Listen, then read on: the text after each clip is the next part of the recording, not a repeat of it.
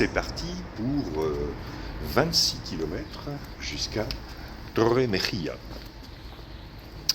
J'ai un peu de mal à me réveiller ce matin. Et le temps par contre est super beau.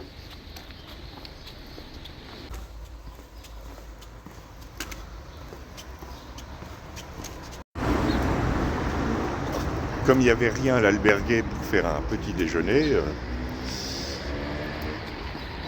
faut que je trouve un bar. Car la journée commence bien.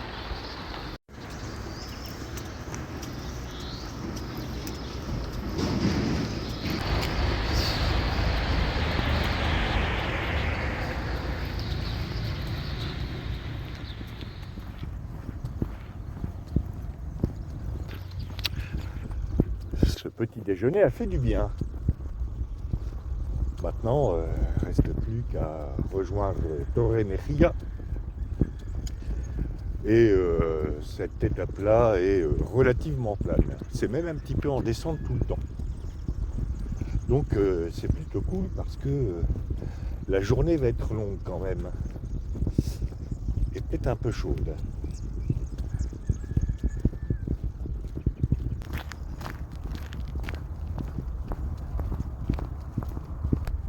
Aujourd'hui, je vais marcher entre les vignes et les oliviers avec quasiment aucune ombre et aucun village sur les 26 km qui me séparent de la fin de l'étape. Donc, pas de second petit déjeuner.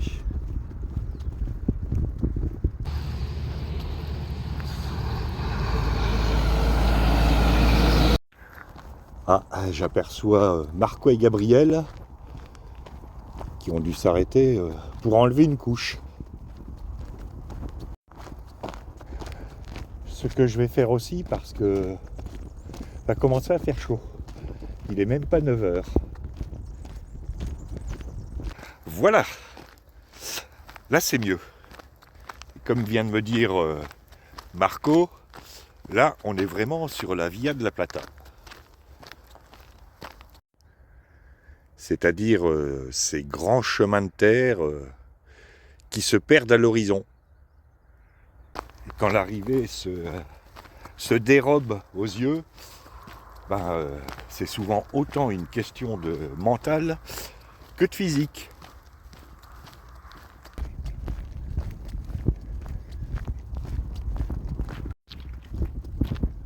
Et encore, nous on fait ça pour le plaisir. Mais imaginez ceux qui travaillent dans ces vignes à longueur d'année.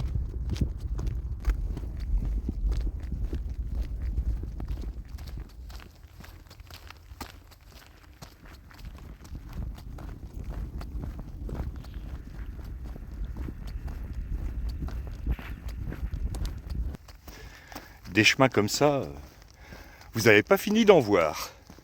Moi non plus d'ailleurs.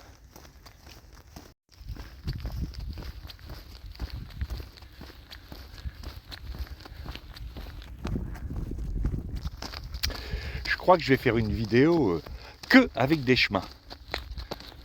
Sans commentaire. Ou alors si peut-être avec un petit commentaire. Et après, je la vends à Arte.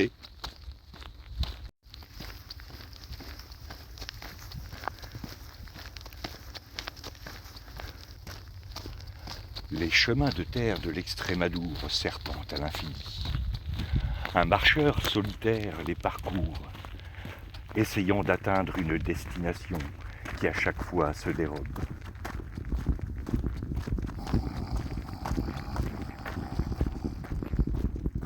Ah, où est-ce que je suis ?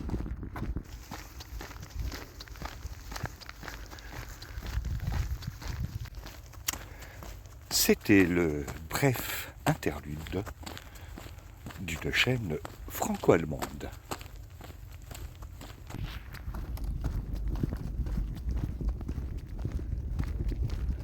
We'll take your chair.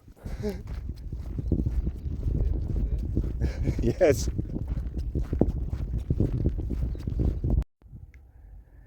Bon, petite pause sur ce banc improvisé. parce qu'il n'y a strictement rien pour s'asseoir dans le coin. Et j'aime pas m'asseoir par terre parce qu'après pour repartir, c'est dur.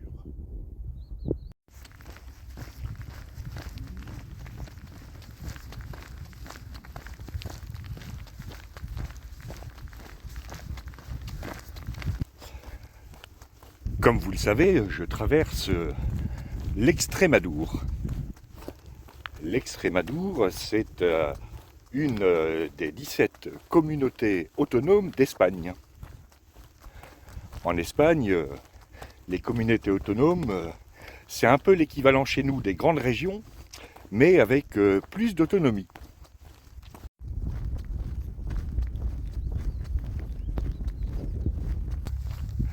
Le découpage de ces communautés autonomes obéit à une logique culturelle, historique, linguistique et économique.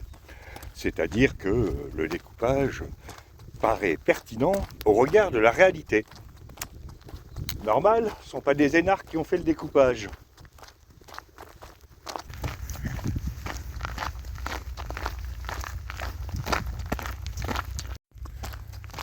Si je vous mets des images du chemin entre chaque explication, c'est pour pas que je sois le seul à en profiter.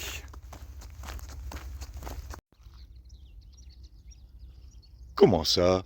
Las Vegas à 8 km?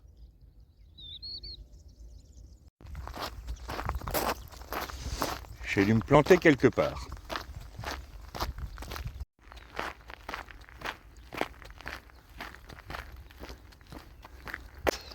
Où en étais-je au fait? Ah oui, les communautés autonomes d'Espagne. La Via de la Plata en traverse 4. Prenez vos crayons, votre carte vierge d'Espagne, et notez bien, du sud au nord. L'Andalousie, d'où je viens, l'Extrémadour que je suis en train de traverser, la Castille et Léon, qui est parcourue d'est en ouest par le Camino Frances, et la Galice, où se situe Saint-Jacques-de-Compostelle et le Cap Finistère. Petite pause barre de céréales avant de continuer avec l'Extrémadour. Je crois que j'en étais là, je sais plus. Ça va encore être super le montage.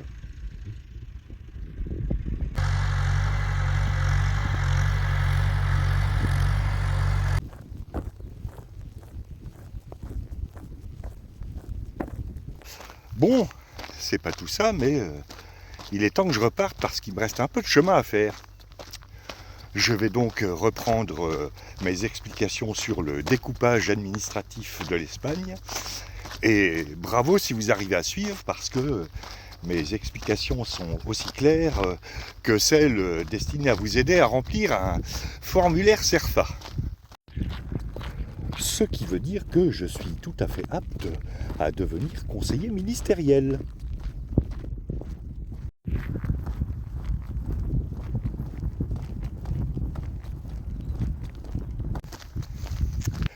Les 17 communautés autonomes d'Espagne sont chacune, à leur tour, divisées en provinces. Et l'Extrémadour en compte 2. La province de Badajoz, que je suis en train de traverser, et la province de Cáceres, plus au nord.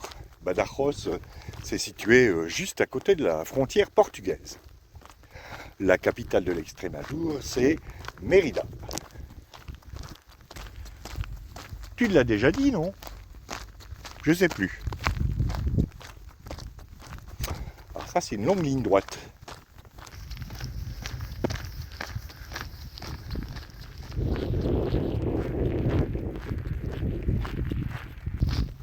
L'Extrémadour, c'est une des régions, sinon la région la plus pauvre d'Espagne. C'est une région qui a connu aussi de multiples invasions, dont je vais vous parler, mais après la petite côte.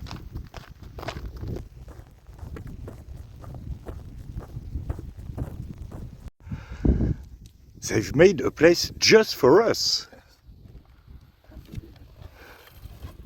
Les explications sur l'Extrémadure après la pause. The Sahara storm, the desert storm coming. I'll go under the table.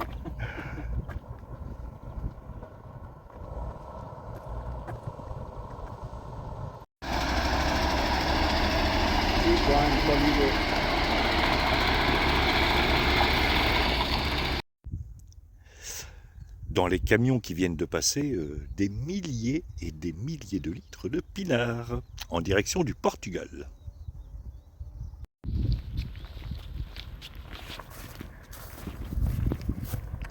Alors jaune pour le chemin, vert pour la voie romaine. Bien, après cette pause, il est temps de repartir. Il doit me rester une grosse douzaine de kilomètres à faire. Et comme l'indique la balise verte et jaune, je suis en train de parcourir depuis quelque temps l'ancienne voie romaine.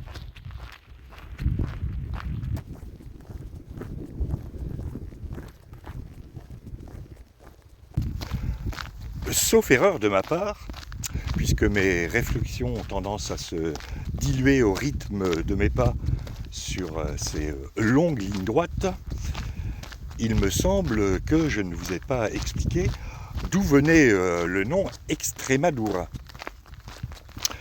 Je vais corriger cette erreur illico. Il y a plusieurs explications sur ce nom d'Extremadura.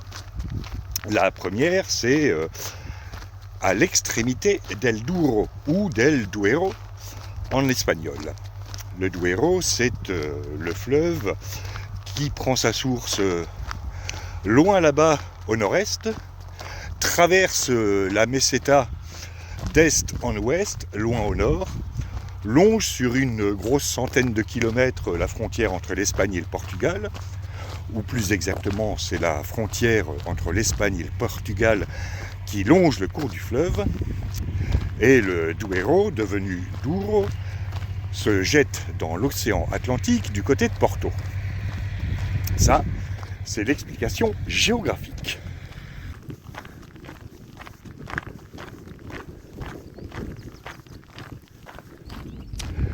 Passons maintenant à l'explication historique.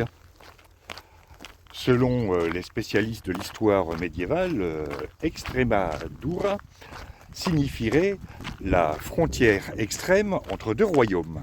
En l'occurrence, la frontière entre le royaume de Castille et Léon, plus au nord, et la frontière des territoires dominés par les musulmans au sud.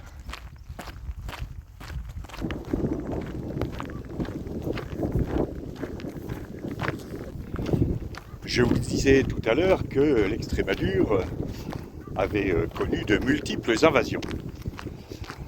Elle était peuplée bien avant les Carthaginois, bien avant les Romains, par les Tartésiens, c'est-à-dire les habitants de la vallée du Guadalquivir, grosso modo, par les Celtibères, un peu partout, mais plutôt vers le nord-ouest, par les Lusitaniens, du côté du Portugal, à ma gauche. Maintenant que le tracteur est passé, je continue. Vinrent d'abord les Carthaginois, qui implantèrent surtout des comptoirs commerciaux sur les côtes sud et est de la péninsule ibérique, donc pas vraiment en Extrémadure.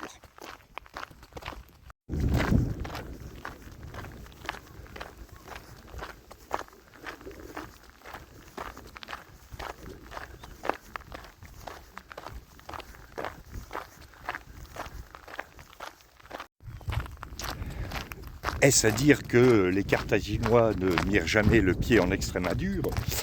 Que nenni!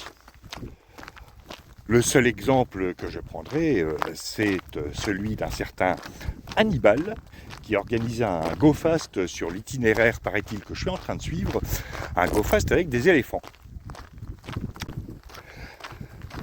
L'itinéraire exact que choisit Hannibal est toutefois toujours sujet à controverse, dans la mesure où aucune trace de vidéosurveillance du passage du go-fast éléphantesque n'a été trouvée jusqu'ici. Ça, c'est ballot. Si l'on n'est pas sûr de l'itinéraire exact emprunté par ce GoFast, on a en revanche une bonne idée de sa cargaison. Hannibal transportait en effet une cargaison de pain et de tartes à destination des Romains. Donc Hannibal envahit la péninsule ibérique du sud au nord. Puis à l'occasion de la Seconde Guerre punique et des années qui suivront, les Romains envahissent à leur tour la péninsule ibérique. Du nord au sud.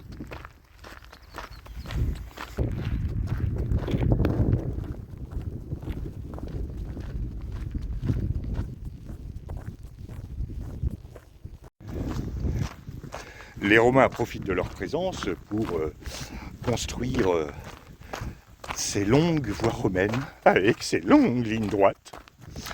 Ils fondent des villes comme Mérida.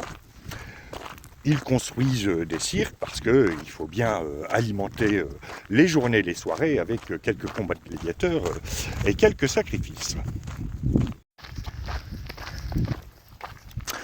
Et je vous fais aussi profiter de ces lignes droites parce qu'il n'y a pas de raison. Bref, au cours des siècles suivants, l'Extrémadure connaît son comptant d'invasions, notamment les Suèves, les Vandales et les Alains. Ces derniers qui feront preuve de beaucoup d'allant. Voilà, la blaguule du jour, ça c'est fait. Et là-bas j'aperçois Torre Mejia, qui est encore peut-être 10 km. J'en étais donc aux invasions suèves, vandales, alains, qui, bien que faisant preuve de beaucoup d'allant, durent s'en aller. Poussés par les Wisigoths, qui investirent la péninsule ibérique au 5e siècle après Jésus-Christ, du nord au sud.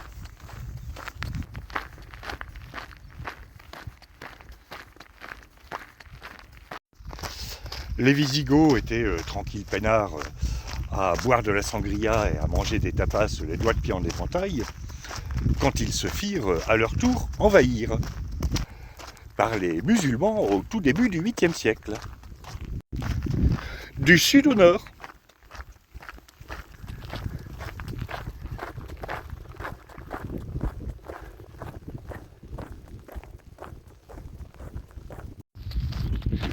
C'est monotone, hein.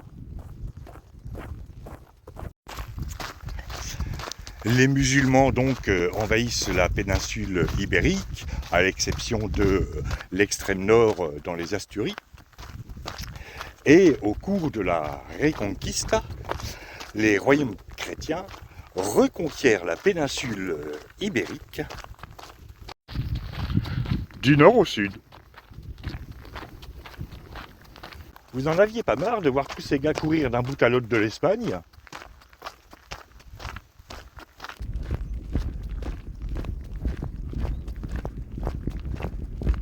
Alors je disais tout à l'heure que l'Extrémadure est la région la plus pauvre d'Espagne, mais elle connut une relative prospérité, certes courte, au XVIe siècle. Et pourquoi donc ? Hein, pourquoi ? La suite après la ligne droite.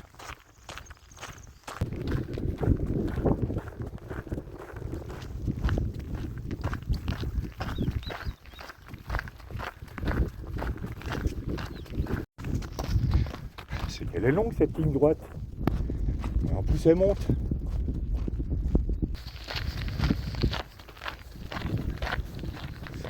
Ah, c'est plus plat. Je parlais donc de la prospérité de l'Extrémadure au XVIe siècle. Eh bien, un nombre étonnant de conquistadors qui envahirent le continent sud-américain est originaire de cette région. Je vais en citer quelques-uns, les plus connus.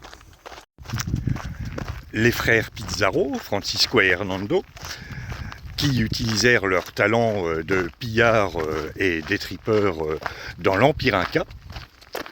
Diego de Almagro, qui eut d'ailleurs quelques différends avec Hernando Pizarro, qui finit par l'exécuter. Pedro de Valdivia, qui lui utilisa plutôt ses talents du côté du Chili. Il fondit d'ailleurs, il fondit ou il fonda? Il fondit, on va dire ça comme ça, il fondit la capitale du Chili, Santiago, et donna son nom à une ville, Valdivia, dans une région par ailleurs très sympa au sud du Chili.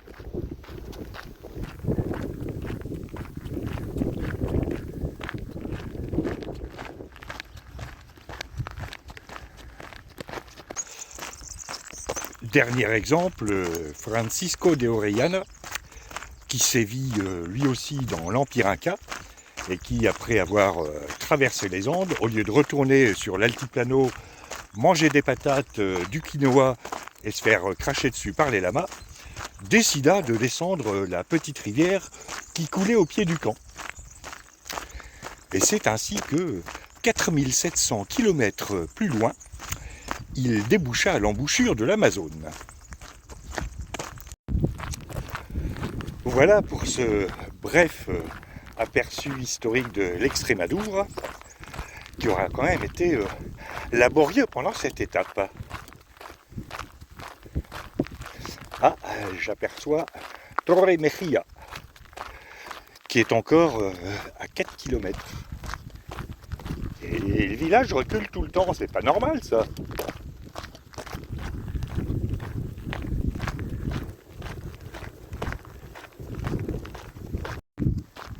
N'empêche, ces allers-retours d'invasion dans le coin, ça devait être quelque chose. Voilà là-bas, Torre Mejia.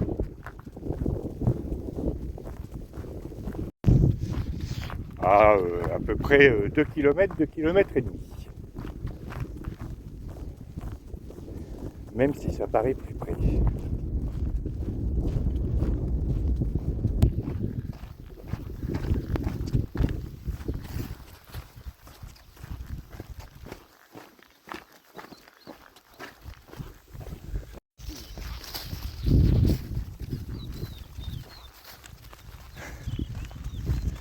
Voilà, j'arrive à Torre Mejia.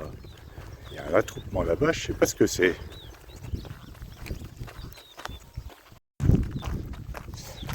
Non, il y a trouvé l'albergue Rojo Plata, l'argent rouge.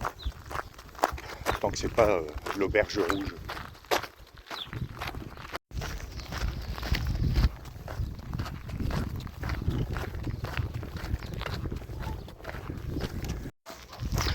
L'attroupement, c'était des gens, principalement des anciens, qui attendaient avant de rentrer dans un grand hangar où est organisé un loto.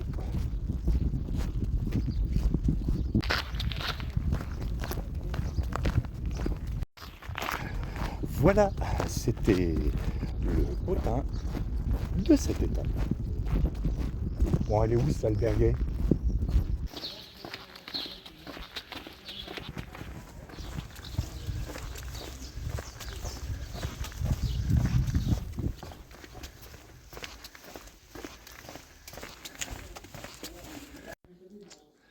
Fin de cette étape qui aura fait plus de 27 km. Demain, étape beaucoup plus courte jusqu'à Mérida, 15 ou 16 km. Mérida qui est la capitale de l'Extrémadure. À demain pour de nouvelles aventures.